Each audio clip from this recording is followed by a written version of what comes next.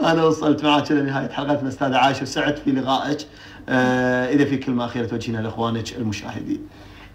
انا ارجو ان اني ما كنت ضيفه ثقيله عليكم، واتمنى التقي وياكم، ودائما انتم توقعوا مني الصراحه التامه، لان انا لا استطيع ان اجامل على حساب الكويت اللي هي الاهم. نعم. وفوق اي اعتبار اخر. انا سعدت بلقائك والله استاذه عايشه، اتمنى لك التوفيق، بس مشكله الكنترول اذاني وداي يعني كله يضحكني وكذي، ضحكني وايد. المهم انا سعيد يعني وياك اليوم، حقيقه حلقه جدا رائعه، وطلعت بريولك وفراج يقول لي احمد لم الليله، بس طلعنا بخوش حلقه اليوم، وحلقه يعني مختلفه تماما عن الحلقات السابقه. لا كل حلقاتي مختلفه، بس تعرفش ان دائما اقول لك انا مش اي ولا زي. نعم.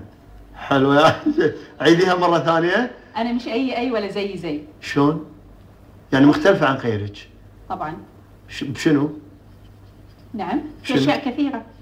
يعني ما حد يعني ما في نساء يشبهون عايشه؟ لا ما في نسخه مني. ما في نسخه مني؟ ماكو فوتوكوبي بلا. ايه فجر السعيد. نعم. ابيش تعيدينها هذه زي انا ما فهمتها. نعم. انا مش اي ولا زي. حلو هذا. يعني فريده من نوعي. نعم.